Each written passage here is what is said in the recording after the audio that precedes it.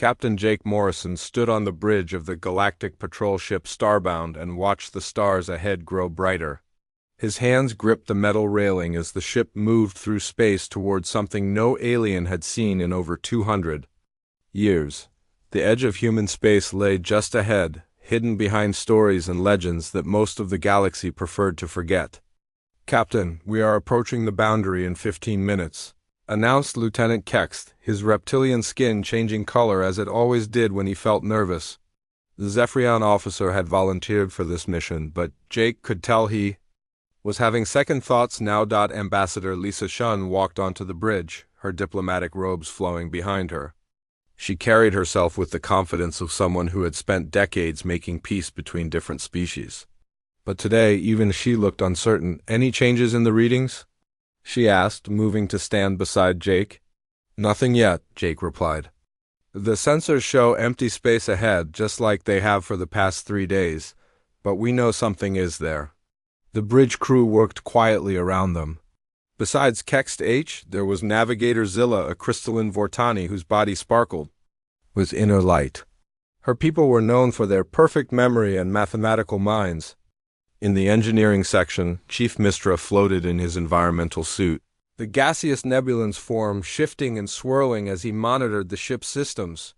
"Tell me again why we think this will work," said to the ambassador. Lisa pulled out a datapad and scrolled through pages of diplomatic notes.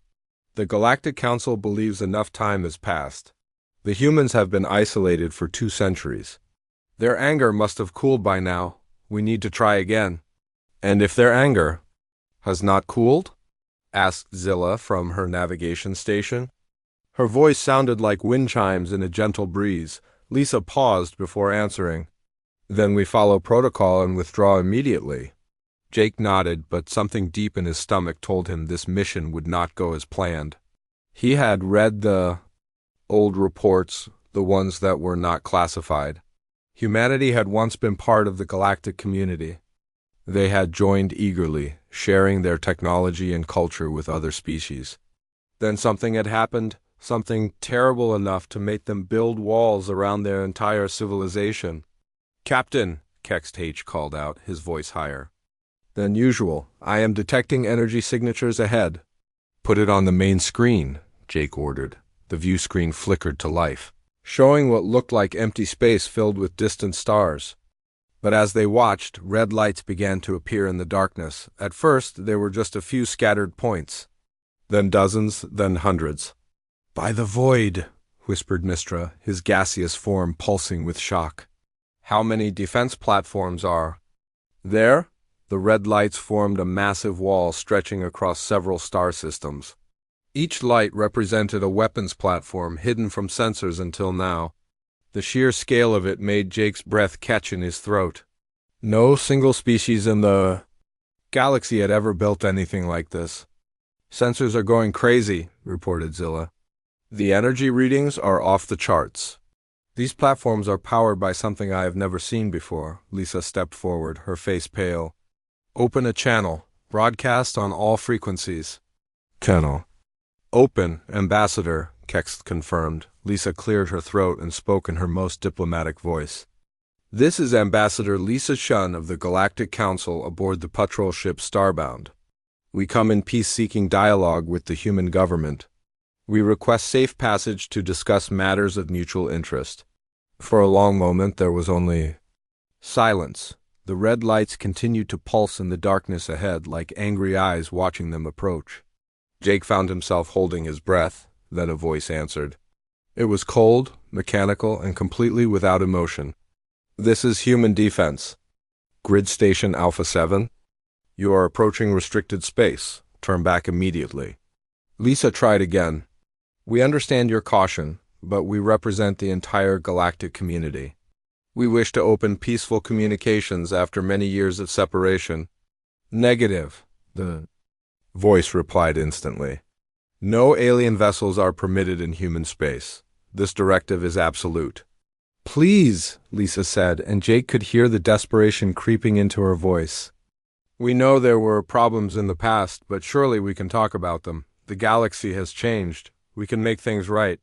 The pause that followed lasted so long that Jake wondered if the humans had stopped listening. When the voice returned, it carried something that made the bridge crew step back from their stations. Not anger, but something worse. Something cold and final. "We know what peace means to your kind. We remember. We remember everything you did to us. We remember the experiments. We remember the lies. We remember watching our people scream in your laboratories while you called it science." Lisa's face went white. That was a long time ago. "The species responsible have been punished. Have they?" the voice asked. "Show us the memorials. Show us the trials. Show us the justice for the thousands of humans who died in your care." The ambassador opened and closed her mouth, but no words came out. "You cannot," the voice continued, "because there were no trials. There were no memorials. There was only silence and the hope that we would forget. But humans do not forget. We remember every face, every name, every scream." The red lights began to pulse faster, and Jake's instruments showed massive energy buildup across all the platforms. "Turn back now," the voice said. "This is your only warning. The next time alien ships approach this boundary, we will not speak first. We will simply fire." Jake looked at Lisa, who stood frozen with shock. "Ambassador," she nodded slowly. "Set course back to Council space, Captain. Maximum speed." As the Starbound turned away from the human barrier, Jake watched the red lights fade into the distance. But he knew they were still there, waiting and watching. The humans had built more than just a wall around their space. They had built a monument to their pain, powered by their memory of betrayal. "Captain," Zilla said quietly, "what do you think really happened to them?" Jake stared at the empty space ahead, thinking about the cold hatred in that mechanical voice. Something terrible enough to make them prefer loneliness to trust. Behind them, the barrier continued to pulse with red light, a warning written in energy and anger across the stars. Amy Rodriguez sat in the deepest level of the Galactic Council archives, surrounded by towers of data crystals that glowed softly in the dim light. The young Xena historian had been studying alien civilizations for 5 years, but she had never seen records as heavily restricted as the ones dealing with humanity's early contact with the galaxy. "Computer, display all files related to human first contact, authorization level 7, she said to the archive system. "Access denied? Higher?" "Authorization required," the computer responded in its neutral voice. Amy sighed and tried a different approach. "Show me files about the Terran integration period, public access only, displaying 47 files. Warning: many records from this period are incomplete or damaged." The holographic display filled with dozens of small icons representing different documents. Amy selected the first one, a general overview of humanity's discovery 300 years ago. She had read it before, but this time she looked for details she might have missed. The report described how a Zephyrian exploration ship had detected unusual radio signals coming from a small blue planet in an outer spiral arm of the galaxy. When they investigated, they found a species that called themselves humans. The aliens were fascinated by these new creatures, who showed remarkable creativity and adaptability despite their limited technology. "Computer, show me the original contact reports from Captain Ben Walker, displaying available files." Note: personal logs and detailed mission reports are classified above your level. Amy frowned as she read through the sanitized official reports. Captain Ben Walker had led the first human delegation to the Galactic Council. The records showed he was excited about joining the cosmic community, eager to learn from other species and share human knowledge in return, but something felt wrong about these files. They were too clean, too positive. Real first contact between species was always messy, full of misunderstandings and cultural problems. These reports made it sound like everything had been perfect. Amy spent hours searching through related documents, looking for any mention of problems or conflicts during the early years. She found trade agreements, cultural exchange programs, and scientific cooperation projects. Everything pointed to successful integration. Then she found something odd. A gap in the timeline.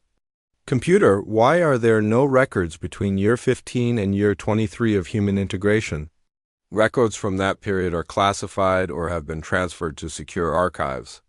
What about personal logs or unofficial documents? Searching ... One personal log collection found. Dr. Kate Sullivan, human xenobiologist. Access level, restricted, but within your authorization. Amy's pulse quickened. Finally, something that might give her real answers. Display Dr. Sullivan's logs. The first entry appeared, dated just 2 years after first contact. Dr. Kate Sullivan's voice filled the quiet archive room, recorded centuries ago but still clear and full of enthusiasm. Personal log, Dr. Kate Sullivan. I cannot believe how amazing this experience has been. Working alongside Vortani scientists has opened my mind to completely new ways of thinking about biology. Their crystalline minds process information in patterns we never imagined. Today, Dr. Crystal showed me how they can analyze DNA by thinking about it like music. Incredible. Amy smiled at the excitement in the woman's voice. She fast-forwarded through several entries describing various joint research projects. Human and alien scientists working together, sharing discoveries, building friendships across species barriers. But as the entries continued, Amy noticed a change in Dr. Sullivan's tone. Personal log, Year 8. I'm starting to have concerns about some of the research directions my Nebulan colleagues are pursuing. Dr. Velmore keeps asking very specific questions about human consciousness and memory formation. When I ask why, he says it is just scientific curiosity, but something feels off about his interest. Amy leaned forward, her instincts telling her she was getting close to something important. Personal log, Year 12.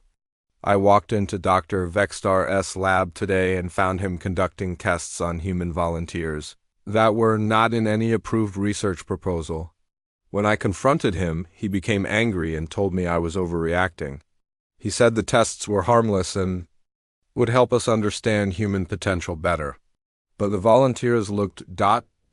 wrong, tired and confused, like they could not remember why they were there. Amy's stomach began to twist as she continued listening to the logs.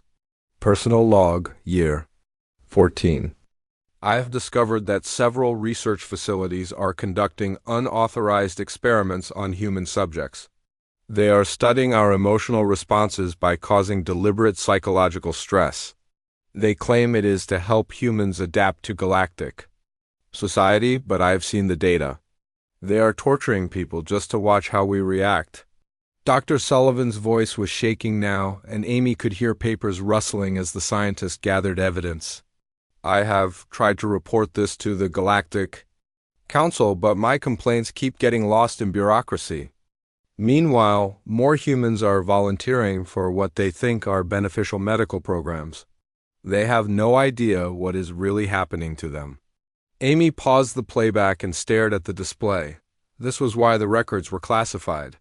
The early years of human-alien contact had not been the peaceful cooperation described in the official files. Something terrible had been happening to humans while their leaders thought they were building friendships with alien species, she resumed. The logs, dreading what she would hear next. Personal log, Year 16. The experiments are getting worse. I found evidence that the Vortani are trying to extract and copy human creativity. They are subjecting test subjects to extreme emotional trauma to see how it affects artistic expression. The Nebulans are attempting to transfer human memories between subjects. Most horrifying of all, some facilities are trying to graft alien biology onto human bodies.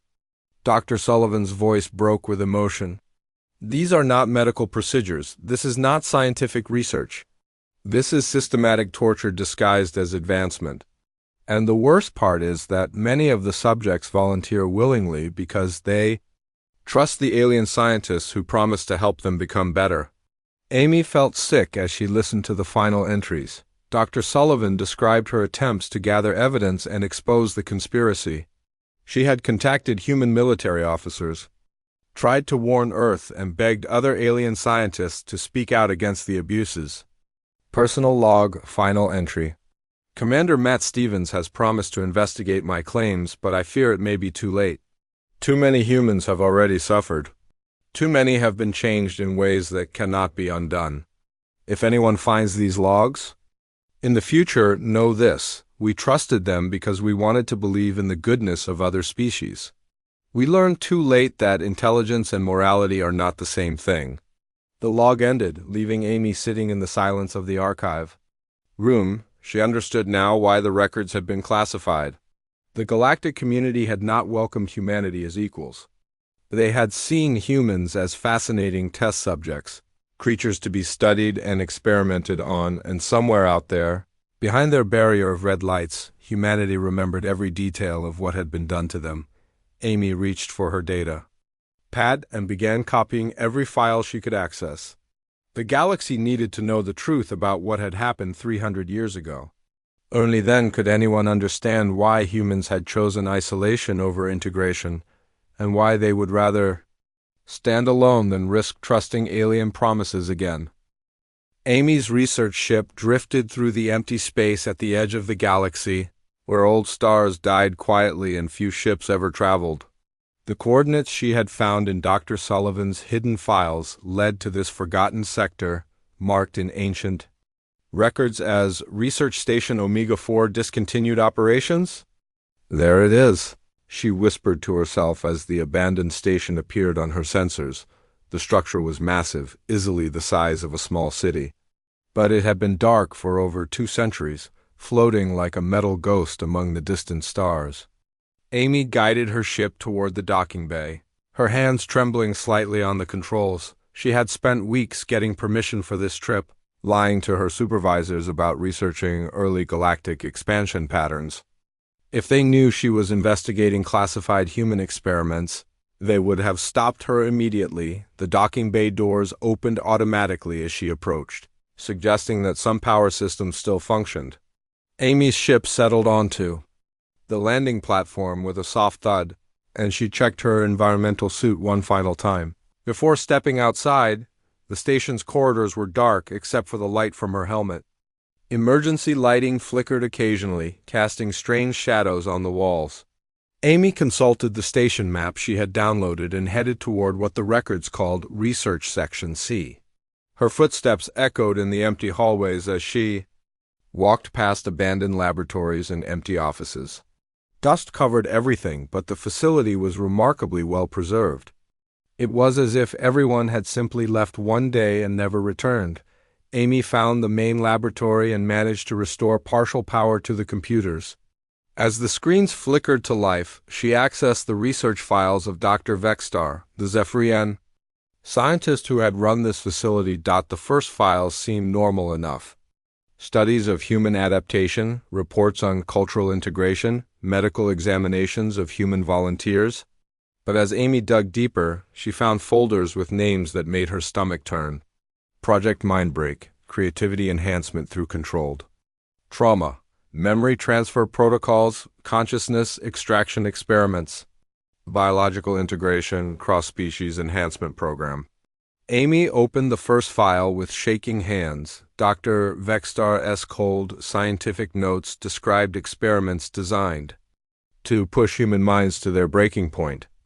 The theory was that extreme stress would unlock higher levels of human creativity that could then be studied and replicated. Subject 47 exposed to simulated death of family members for 72 hours. Creative output increased by 340% during stress period. Recommend extending trauma exposure time for maximum data collection. Amy felt sick as she read entry after entry describing humans being tortured while scientists measured their artistic and emotional responses. The subjects thought they were participating in voluntary studies to help improve human-alien cooperation. She moved to the next set of files, these from Dr. Fellinen, a Nebulan researcher. His experiments focused on human consciousness and memory. Amy found video logs and clicked on one marked Memory Transfer Test 23. The screen showed a sterile medical room with 2 humans strapped to examination tables. Wires and tubes connected their heads to a complex machine operated by a floating Nebulan scientist. Beginning consciousness extraction from Subject A, Dr. Fellinen S. voice narrated. attempting to transfer memories of childhood trauma to Subject B to observe emotional replication. Amy watched in horror as the first human began screaming while the second one started crying uncontrollably. The machine was literally stealing memories from one person and forcing them into another's mind. Excellent results, Dr. Fallin continued calmly. Subject B is now experiencing Subject A's traumatic memories as if they were his own. This confirms our theory that human consciousness can be manipulated and transferred between individuals. Amy turned off the video and sat in the darkness for several minutes, trying to process what she had seen. These weren't medical procedures or scientific advancement. This was systematic torture disguised as research. She forced herself to continue, and found the most disturbing files in a section labeled Enhancement Projects. These experiments attempted to improve humans by grafting alien biology onto their bodies. The video logs showed humans with Zephyrian scales grafted onto their skin, creating painful infections that never healed. Others had Vortani crystal growths forced into their nervous systems, causing constant agony as their bodies rejected the foreign material. Some had undergone attempts to give them nebulan gas-breathing capabilities, leaving them unable to breathe properly in any environment. The human immune system is more adaptable than expected, Dr. Vextar noted in one file. However, psychological rejection of enhancement procedures remains high. Subjects frequently request termination of experiments. Recommend continuing despite protests as data collection is incomplete. Amy found herself crying as she read medical reports describing humans begging to die rather than endure more enhancement procedures. The alien scientists had ignored their pleas and continued the experiments, treating human suffering as merely inconvenient data points. Then she found something that made her blood freeze. A video message labeled Commander Matt Stevens, Emergency. Transmission to Earth Command. The screen showed a human military officer in a torn uniform, his face pale and desperate. Behind him, Amy could see rows of medical tables with motionless human figures. "This is Commander Matt Stevens reporting from Research Station Omega-4, the man said, his voice breaking. "What I have discovered here is beyond anything we imagined. They are not trying to help us integrate into galactic society. They are studying us like laboratory animals." The camera shook as Stevens moved through the facility, showing room after room of human test subjects in various states of injury and modification. "They have been conducting these experiments for over 15 years, Stevens continued. "Thousands of our people have been subjected to torture, memory manipulation, and forced biological modification. The volunteers thought they were helping build bridges between species. Instead, they became test subjects for alien curiosity." Stevens stopped in front of a room filled with humans who had undergone the enhancement procedures. Many were barely recognizable as human anymore, their bodies twisted by alien grafts and modifications. "I am sending all data files to Earth Command with this transmission," Stevens said. "The galaxy must know what has been done to us. These are crimes beyond imagination, and they have been hidden behind lies about scientific cooperation and medical advancement." The transmission ended abruptly, leaving Amy staring at a blank screen. She checked the date stamp and realized this message had been sent just days before all communication with the station had stopped forever. Amy copied every file she could find onto portable storage devices. The evidence was overwhelming and horrifying. For decades, multiple alien species had used humans as test subjects, torturing them in the name of science while telling the galaxy that integration was proceeding smoothly. As she prepared to leave the abandoned station, Amy understood why humanity had built their barrier of red lights. They had trusted the galaxy once and paid a terrible price for that trust. The humans behind their barrier remembered every experiment, every violation, every lie. They remembered because forgetting would mean allowing it to happen again. Amy's ship lifted off from the station and headed back toward Council Space, carrying the evidence that would shatter everything the galaxy believed about its relationship with humanity. The truth was finally coming to light, but Amy wondered if it was already too late to repair the damage that centuries of deception had caused. General Ryan Cooper stood in the command center of the human military base on New Terra, watching the holographic display that showed alien research stations across 20 different star systems. Each red dot represented a facility where humans were being tortured and experimented on while the galaxy believed everything was peaceful, Commander. Matt Stevens had delivered his evidence 3 weeks ago, and the recordings from the abandoned stations had confirmed humanity's worst fears. The galactic community had been systematically abusing human trust for over 2 decades. "Sir, we have confirmation from all sector commanders," reported Major Linda Hayes from her communications station. "Every human military unit has received the evidence packages. They are ready to move on your orders." Ryan nodded grimly. He had hoped never to fight a war like this, but the choice had been taken away from them. Humanity could either submit to continued abuse or fight for their freedom, no matter the cost. "Send the signal," he ordered. "Operation Liberation begins now." Across dozens of worlds, human forces that had been quietly preparing for weeks suddenly struck at alien research facilities. The attacks were swift, brutal, and coordinated with a precision that shocked the galaxy. On Research Station Beta 9, Captain Eddie Thompson led a team of human Marines through corridors filled with alien scientists. The Vortani researchers tried to surrender, but the humans had seen the torture chambers and the modified human subjects. There would be no mercy for those who had treated people like laboratory animals. "Burn it all," Thompson ordered as his team placed explosives throughout the facility. Every file, every machine, every record of what they did here. The alien galaxy had expected civilized warfare if conflict ever arose. They fought with rules and protocols, making formal declarations and allowing time for negotiations. But humans fought differently when their survival was threatened. Colonel Tony Blake used tactics that no alien military had ever encountered. His forces would appear suddenly from hiding, strike hard at research facilities, and disappear before enemy reinforcements could arrive. They attacked supply lines, communication networks, and command centers with a ferocity that left alien commanders struggling to respond. "They fight like wild animals," complained General Zixmar of the Zephyrian Defense Forces during an emergency military meeting. "They show no respect for proper battle procedures," Admiral Velther of the Nebulan Fleet agreed. "They use kamikaze attacks, hiding among civilian populations, and refuse to accept surrender terms. This is not how civilized species conduct warfare." But the humans were not interested in civilized warfare. They had learned that civilization meant different things to different species, and that alien civilization included the systematic torture of humans for scientific curiosity.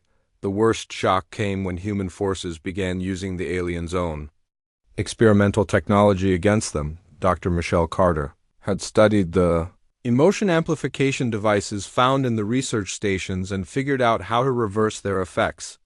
"Instead of amplifying human emotions for study," she explained to General Cooper, "we can use these machines to overwhelm alien nervous systems with emotions they cannot handle." The first test came during the Battle of Kepler Station. Colonel Steve Martinez led a small team carrying the modified emotion devices into the heart of the alien defensive position. When they activated the machines, the effect was devastating. Zephyrian soldiers collapsed as their minds were flooded with human rage and determination. Vortani officers went catatonic when forced to experience human grief and loss. Nebulan commanders dispersed into confused clouds of gas as human fury overloaded their collective consciousness. "It is like a weapon made of pure human feeling," Martinez reported. "They cannot defend against emotions they have never evolved to handle." The alien forces began retreating from human space as news of the emotion weapons spread. But humanity was not content to simply drive them away.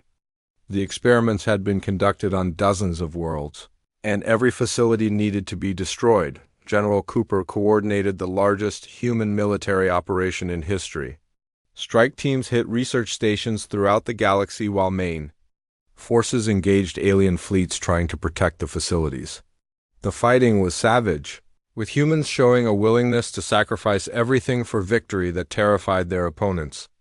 They fight like they have nothing left to lose, observed Vortani intelligence analyst Krisnell. Every human soldier seems prepared to die rather than let us continue the experiments. The climax came when Colonel Martinez volunteered for a suicide mission against the Galactic Council's main headquarters station. The massive structure housed the central government and military command for the entire alien alliance. "One ship, one weapon, one chance to end this war," Martinez told his handpicked crew as they prepared for the final assault. "We make them understand that humanity will never again be anyone's test subjects." The emotion weapon they carried was different from the battlefield versions. Dr. Carter had modified it to broadcast on a massive scale, capable of affecting millions of alien minds simultaneously. But using it would require getting close to the station's central core, and there would be no escape. Martinez's ship, the Defend, fought its way through waves of alien defenders. The crew knew they were flying to their deaths, but none of them hesitated. They had seen the recordings from the research stations. They knew what had been done to their people. "All stations, this is Admiral Grace Thompson," came a transmission from the human fleet flagship. "Colonel Martinez, you are cleared for final approach. Make them remember this day."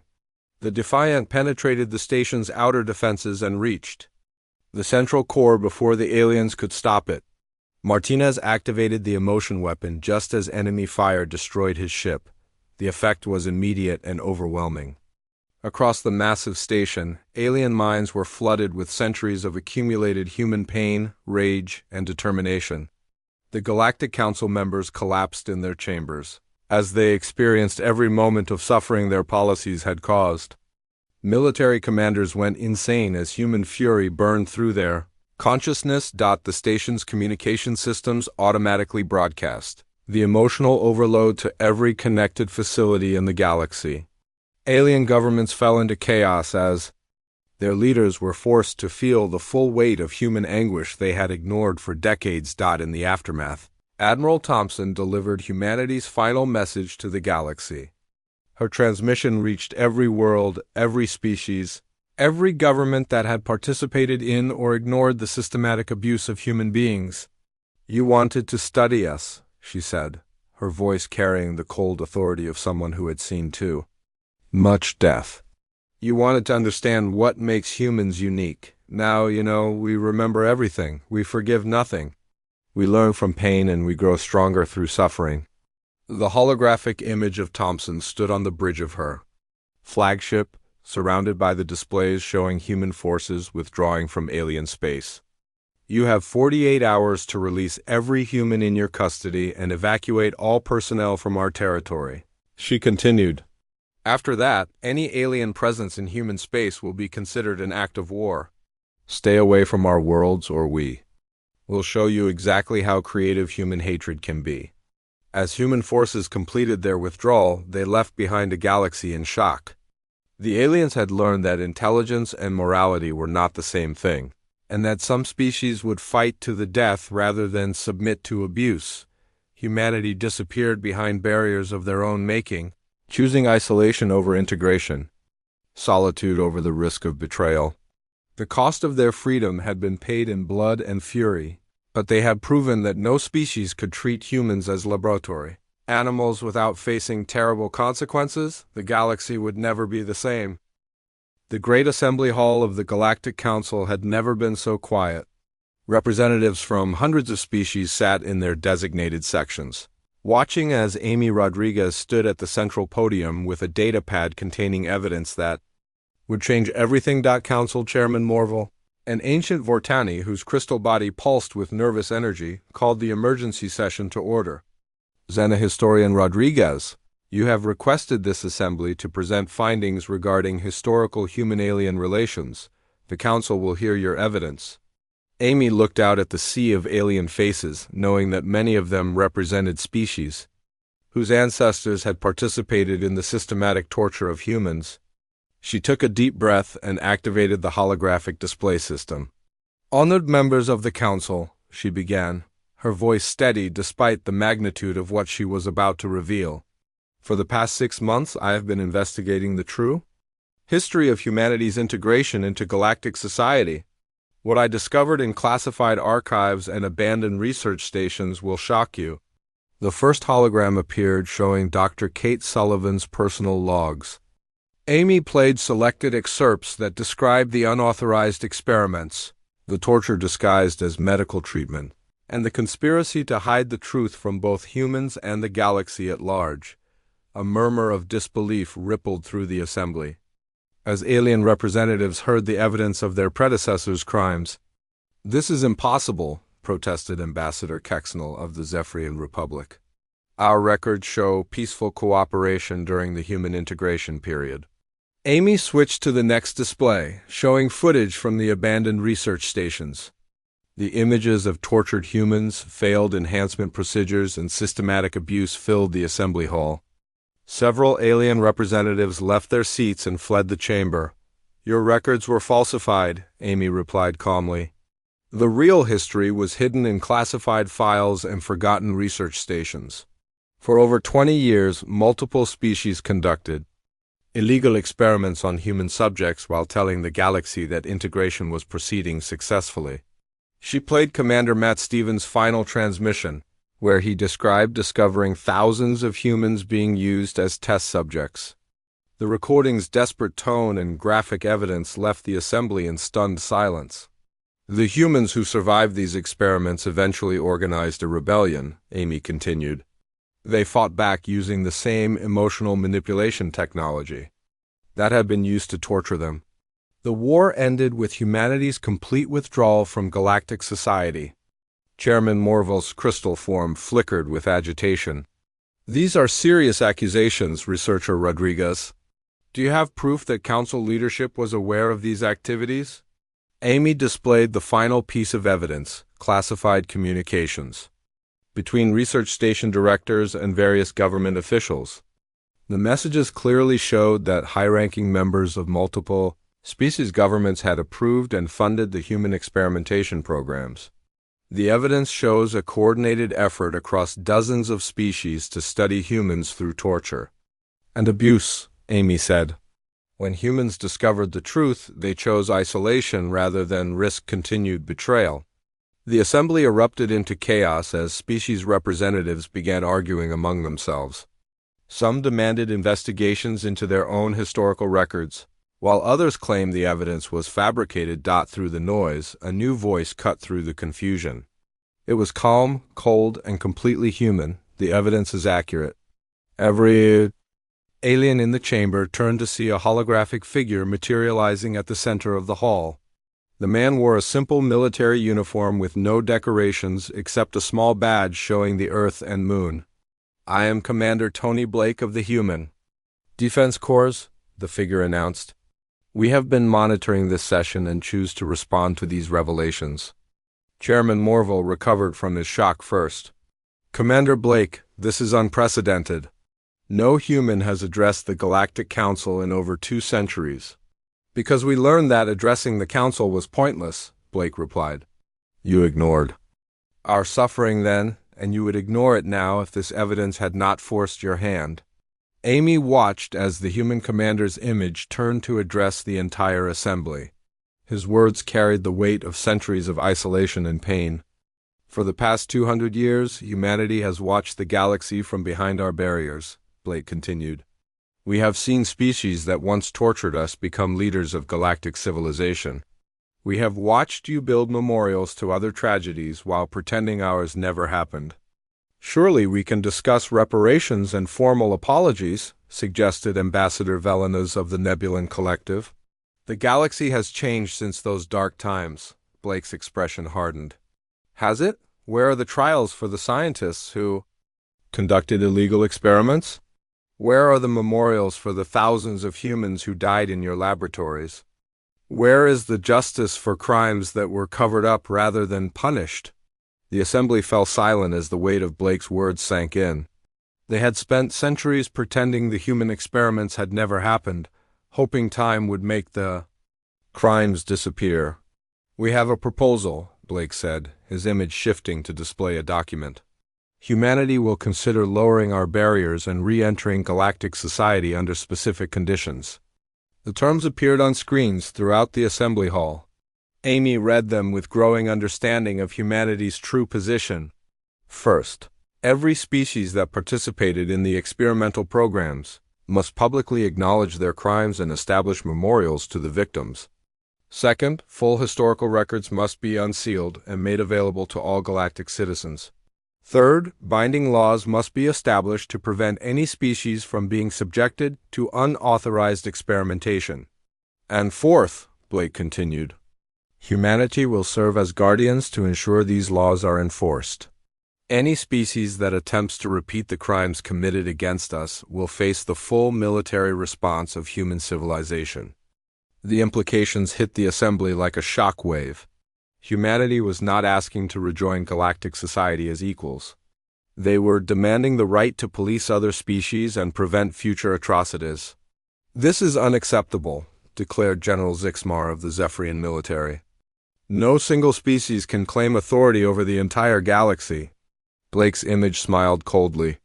"Then you choose continued isolation. Our barriers will remain in place and humanity will continue to stand alone." At that moment, alarms began sounding throughout the council station. Display screens showed sensor readings that made several alien representatives gasp in fear. Human ships were appearing throughout the galaxy.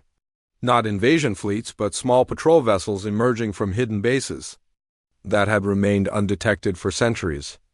Each ship broadcast the same message: Human Defense Corps' monitoring station now active. "We have been watching you longer than you realize," Blake explained as the assembly stared at the displays. "Our technology surpassed yours decades ago. We could have conquered the galaxy at any time, but we chose a different path."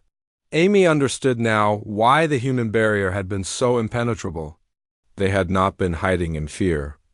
They had been building strength and preparing for the day when the galaxy would finally face the truth about its past. "The choice is yours," Blake concluded. "Face your history honestly and work with us to build a better galaxy, or continue living with the consequences of your ancestors' crimes. But know this: humanity will never again trust blindly, and we will never again allow any species to treat intelligent beings as laboratory animals." The hologram faded, leaving the assembly in stunned silence. Around the galaxy, human ships maintained their positions, visible reminders that humanity had not forgotten and would not forgive without justice. Amy gathered her evidence, files, and prepared to leave the chamber. The galaxy would have to choose between acknowledgement and isolation, between facing uncomfortable truths and living with eternal separation from humanity. For the first time in centuries, the choice was humanity's to make.